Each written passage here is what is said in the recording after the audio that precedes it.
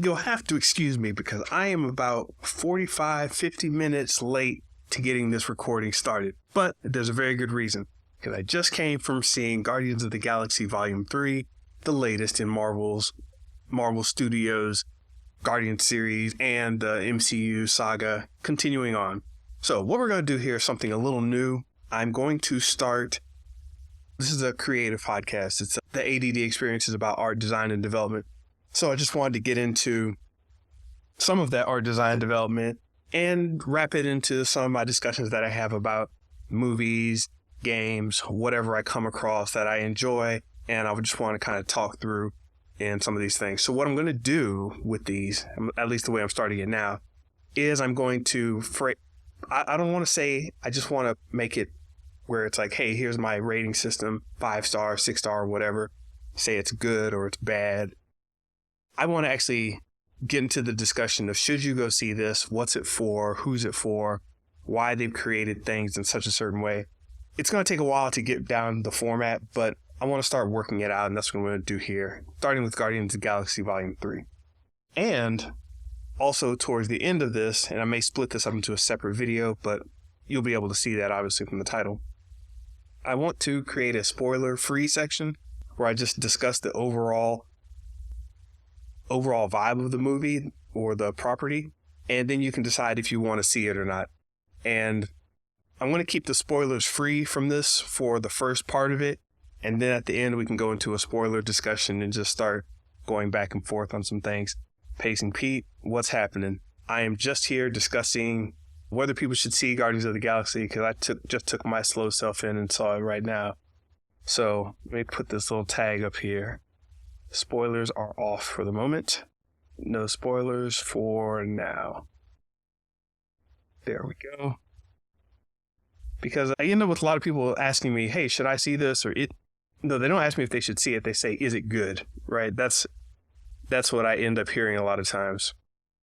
And I think that's a very broad question. So I just wanted to make it very, a little more useful to people when they watch these things. I know some people watch them because they want to hear that something's good or they want to hear that it's bad or whatever. But I don't know. I just want to try something new with it. So anyway, let me just jump into it since I'm starting late already. I've got a basic set of criteria here that I'm going to be looking at. I'm going to be looking at or talking about the visuals, the style, the world, the characters, story, plot, the theme, genre. How tense is it? Is it for your family or is it for old people, young people? Do you need to be a comics head? These type of things I want to discuss. So one, we can get a better understanding of should someone actually see this or not. And so we can start discussing these things in a more entertaining context where we can start really appreciating all the work that's being put into these without just saying, oh, dude, it sucked, man, and you suck, or no, I hate you, and flame comments or whatever. So we'll try that out. And Pete saying over here, he loved it. I was pleasantly surprised. I will say that. So getting into it, I was just pleasantly surprised. And you got to remember, none of these are characters or properties that anybody was really caring about at all before Guardians came out. So nobody cared about the Guardians of the Galaxy. Nobody cared about the comic book. There may have been one or two people out there that were into the cosmic side of Marvel Studios or Marvel Comics, but no one cared. They just weren't a factor. But the only reason you knew about them was because they had some interesting covers once in a while, and you would always see a raccoon with a gun or a raccoon flying a spaceship. And that was the one thing I remember as a kid. And they did a good job of showing that in these. They did a good job of putting that out there. Because if Rocket, that's the name of him, if Rocket wasn't there, then I don't think your marketing would be the same. Because everybody talks about it in terms of, yeah, the group, they're in space and and they have the raccoon. It's like, yeah, Guardians of the Galaxy. Exactly. So yeah, I'm going to go over these in general and try to answer some questions and just have a spoiler-free discussion for a little bit. And then I said at the end, I want to break into a whole discussion about it. Maybe this will take a half hour or so, 40 minutes at the max. Pacing Pete says, I wasn't sure what to expect and I thought it was fantastic. So much emotional weight put into the story and it was doing absolutely effing well. Good way of putting it. Good way of putting it. Overall, let me just say, I give my overall impressions. I thought it was a strong film. A lot of stuff going on. Great visuals. Great audio. Great kinetics to your cinema. You're constantly being hit with a lot of visuals, with a lot of audio, with a lot of ideas, with a lot of characters to kind of juggle in your head. A lot of stuff going on. So I'll put that out there that way. And it just really felt like a fun family movie. And I heard from people who had never seen any of the Guardians, who didn't know who these characters were, that really enjoyed it in that way as well. So that's been a common theme that I've been hearing. It's a good family film. So just in general, good, action-packed, exciting. I want to call this a summer movie, but it's a little early for the summer, and maybe it wasn't brainless enough to be a summer movie. It was 2.5 hours, so maybe it's a little bit too long to be called one of your summer explosion blockbuster movies, but it has a lot of the hallmarks of that. So those are my general impressions, just right off the bat. If you were to ask me if I thought it was good, that's what I would have said. But let me go ahead and go through these different pieces all on their own. So I'm going to be saying the positives and the negatives, or not the positive and negatives, what was strong about it, and what may turn you on to it, and what may push you off of it. I think that's a good way to kind of go over it in a spoiler-free way. So let's see what happens with that. First of all, people want to ask, what's it about? Basically, the Guardians, they're a group of, for lack of a better term, space pirates. And they're a group of space bandits, whatever you want to call them, space misfits. They become entangled in a situation where they have to go protect one of their own. And in this whole saga, they end up coming together as a family and protecting one of their own and becoming stronger because of it. Common theme, common type of story for a group of bandits or space patrol or whatever you want to call it. Common type of story in that sense. So if you've seen stories of where a group has to come together to overcome something, this is one of those movies. No surprise there, but it happens in space, and madcap craziness ensues. I'll put it that way. So that's the overall vibe of it. And when someone asks you what it's about, a bunch of crazy, wacky individuals in space coming together to protect one of their own against a very powerful evil being. Typical, right? Right.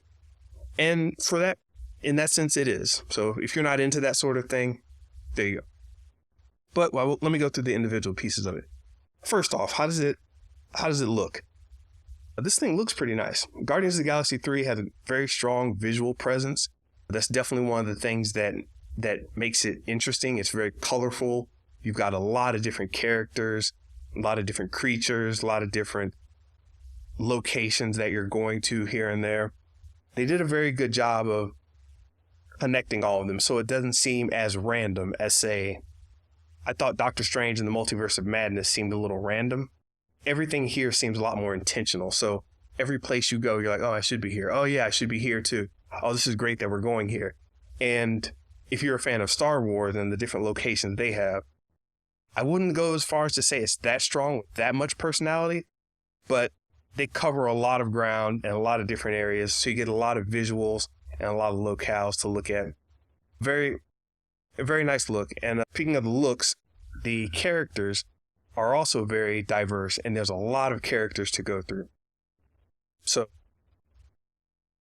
it amazingly does a good job of jumping between all these different characters and their pluses, their minuses, their infighting, their teamwork, their cohesion, where they have their strengths and weaknesses. So it's definitely a character-based drama where you have all these different characters that you're following along in all these characters' journey, and it all makes sense. A lot of movies with a lot of different characters, you can't really catch everybody's motivation. You can't catch everybody's story arc. You can't catch everybody's reason for being there and their individual stories. But Guardians did a great job of doing all these different characters and keeping them together. And not just the main characters. There's the side characters. There's the fodder characters, enemy characters.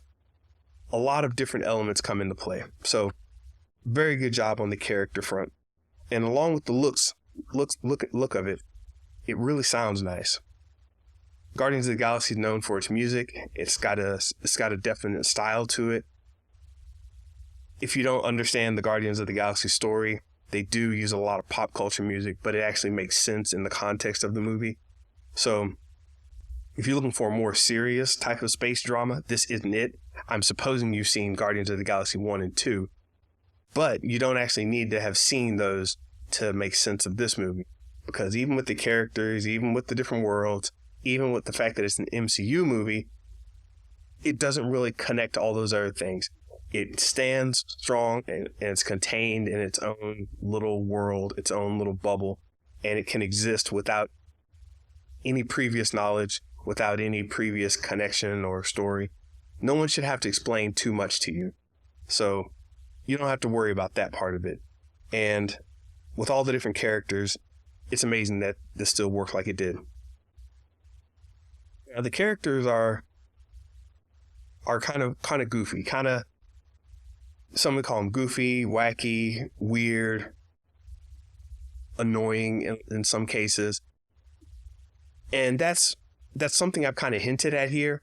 But of all the things that I said were strong and were good reasons to see the movie, you got to remember the overall context. And here's a reason you might not want to see it, is because it's got a weird style. It's offbeat and it's off kilter. If you think it's going to be a straight up kind of action or something, then don't. It's not your normal sci-fi. It's definitely in the weird category. And this movie was made, written, and directed by James Gunn.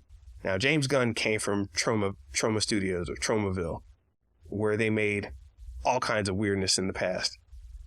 The Toxic Avenger, one of their main characters. He comes from those guys. So over the years, he's been working with Marvel. He created the movie Brightburn. Slither is one of his. These are all kind of weird films, and he was the guy behind those. So if you're not into the weird side of things, that's just a precaution. I still think it's good, but even for me, who's somebody who's into this stuff, I thought it was kind of weird. Maybe the younger generation coming up may think it's really cute or whatever, but not just being weird in terms of bizarre, but it's also, a lot of it starts getting into the grotesque kind of humor and weird, funky, grotesque kind of humor and style. As I said, that may be a turn on to some of you, but that is a warning. If you like your stuff more straightforward and plain vanilla sci-fi, this is not that. It's quite bizarre. And the way they use humor and pop culture references and the grotesque kind of in humor, as I said before, if you're not into that, you may want to take a second thought about this. And if you've seen the first two Guardians of the Galaxy, it continues in that vein. So if you haven't seen the first two Guardians of the Galaxy, it definitely number 3 definitely continues in that vein, but it kicks it up to an even weirder notch. Maybe if you've seen, what was that, Suicide Squad, the sequel the one by James Gunn. If you've seen that one, that's starting to get in the direction of the kind of weird, grotesque that this movie is. But even further in that direction, they just push it a little farther and go a little crazier with everything. A lot of Rick and Morty fans will probably be into it with a lot of the references and the way the humor is structured. But that's a warning. I'm not usually into that. I don't particularly go for James Gunn style, but it works and it makes sense here, and I still enjoyed it nevertheless. So the theme. Now, getting into what it's about, this is definitely a group slash family kind of movie. And yes, Vin Diesel is still playing Groot here. And it's a group family kind of problem they're dealing with. It's a kind of group family fight and battle that they're going into. So that pervades the entire storyline, the entire drama, and it's got a whole one for all for one kind of vibe. So if you're looking for any particular character to shine, I'm going to tell you they all kind of do their thing. They all kind of shine. It's a very well-balanced film in that respect. So it's definitely got a strong family vibe. If you got other people that you want to go see it with, friends, family members, associates, coworkers, whatever, it's actually pretty good to go see with a group of people because it's definitely got a group feel to it. So that's one thing to watch out for. And the plot. Here's the thing. The plot is actually, as I hinted at before, it's actually relatively simple. You could be pretty drunk and kind of go into this and still follow along. But if you're, and this is a slick thing that I'm actually glad James Gunn was able to pull off. As I said, it's a relatively straightforward group faces a problem from an evil dude. They come together, they battle the evil dude, and go about their business. Common thing we see in a lot of these hero movies and a lot of these space drama type of movies, sci-fi. But the way Guardians does it is it's complex and tricky enough underneath the surface where if you're really watching and you're really paying attention, you could see the different storylines between characters, between groups, between factions, between people who've known each other and forgotten each other and people who are angry at each other. You'll start seeing all these different stories crisscrossing underneath the simple story that they lay out for you. And I think the way they did that was pretty exciting. So if you're really watching and you're into a deep story and a deep plot, I really advise you to take care to watch how all the different characters move across the map to get to the end goal. It's actually pretty fascinating, and I do really applaud this film for that one. Coherence. So I want to throw out this idea of coherence. I thought this film was very well put together, and all the elements match, all the elements do their thing. It's not like one part of it makes sense while the other part doesn't make sense. Like sometimes you've seen an action movie and all the shooting scenes are cool, but then the talking is kind of blah. Or all the love scenes are interesting and you're worried about who's going to get together. How's their relationship going to turn out? But then the dialogue is kind of weird or stilted, or the camera just isn't that exciting. This movie is pretty coherent and cohesive, and all of it makes sense. All the relationships are kinetic, the movement's kinetic, the colors are very kinetic. Everything's just moving and hitting you all at once. And if anything, that's the only major downfall, that it may be too much of a good thing. It may be too much going on for a lot of people.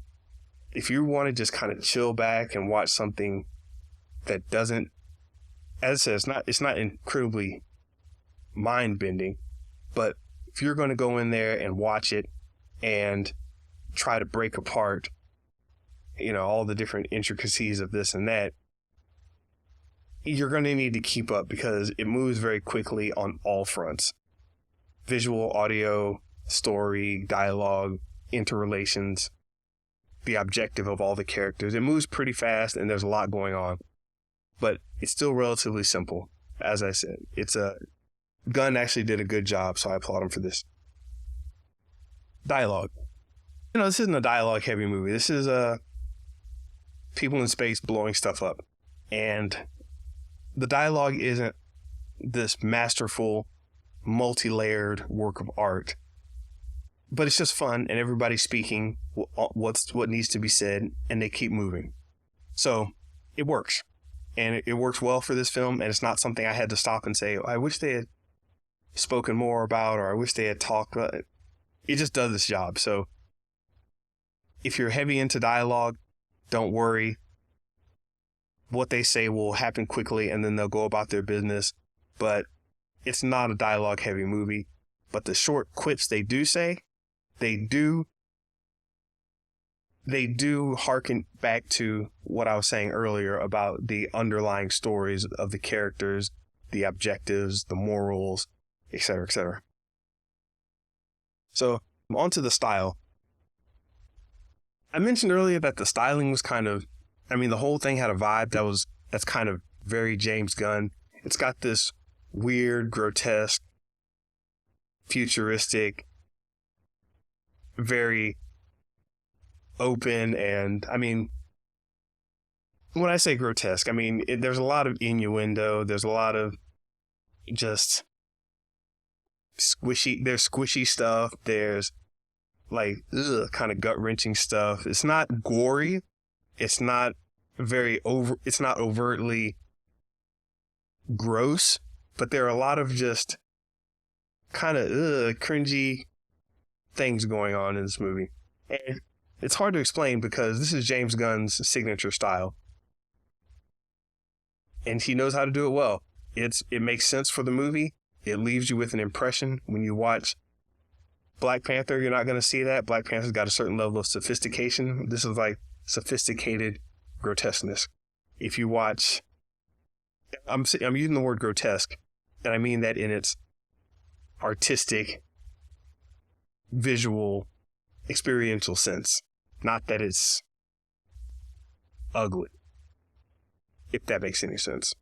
But yes, there's a lot of grotesqueness in there where things are exaggerated. You hear certain sounds, you see certain visuals, certain interactions are pushed just, never where it's like too much, but just pushed to this point where you're almost uncomfortable with some of what's going on there.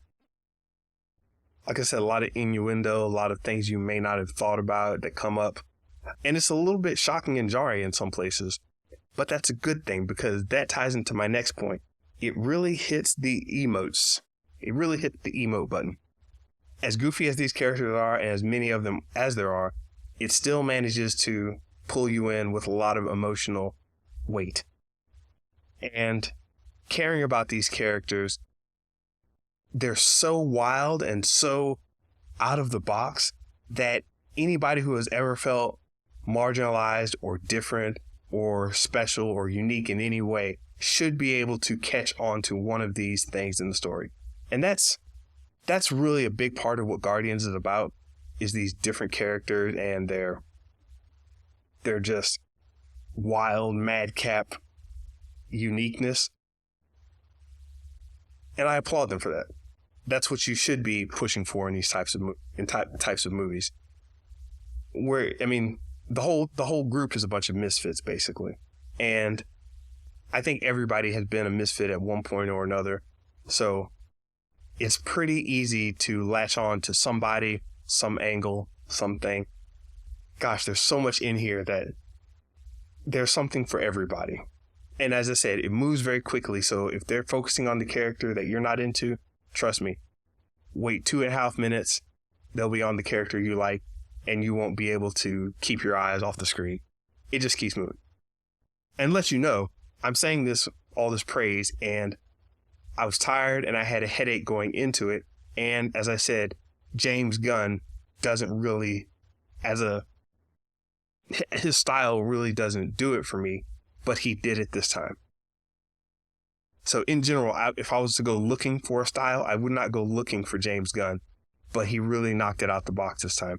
And even personal guesses aside, I know that he does a good job with what he's doing. Personal feelings on what his work aside. All right. And one thing though about this is there isn't much MCU. So if you're going in for a big MCU type of film, this isn't it. This is just kind of a movie on its own, doing its own thing, just existing on its own. It's not like you're going to get a lot of connections. It's not like you're going to get a lot of relations to a lot of other movies. It just kind of exists on its own.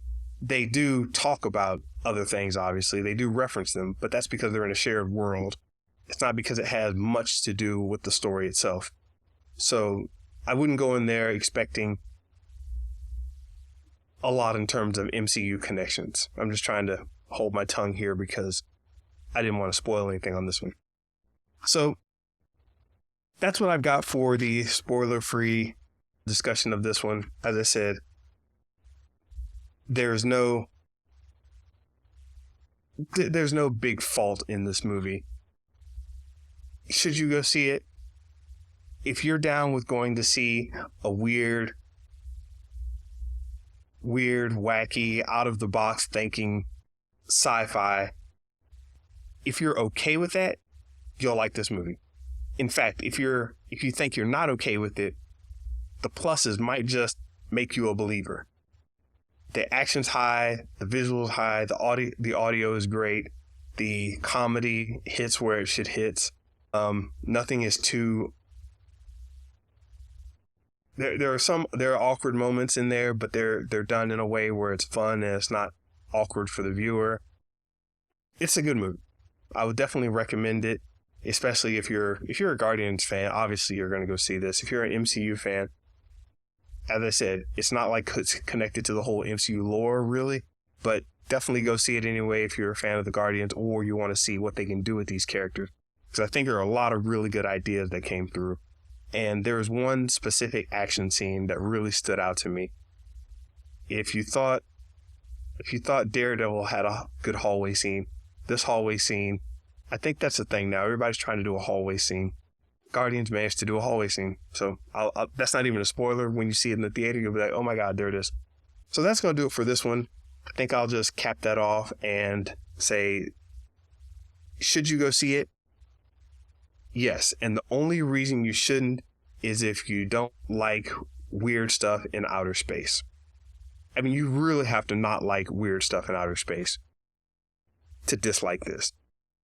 But if you've ever enjoyed the Jetsons or anything remotely unreal and fun, then you'll enjoy this movie.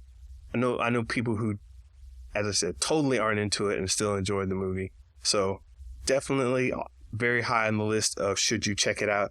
In fact, I'm going to start a rating system here of 4 stars. And this isn't rating whether it's good or not, but based on the criteria I just gave, I'm going to give it a 4 star. That being my highest rating here. Should you go see it? Based on the stuff I've said, it hits a 4 star, and that's going to be definitely go check this out. All right, so that's it for this one. Remember, check me out at mrbenja.com and be sure to follow and subscribe. Also, all of these are archived and go to YouTube, and they go to my podcast stream. So be sure to check both of those out. And let me know if you're using Apple Podcasts or whatever, Google Play, YouTube.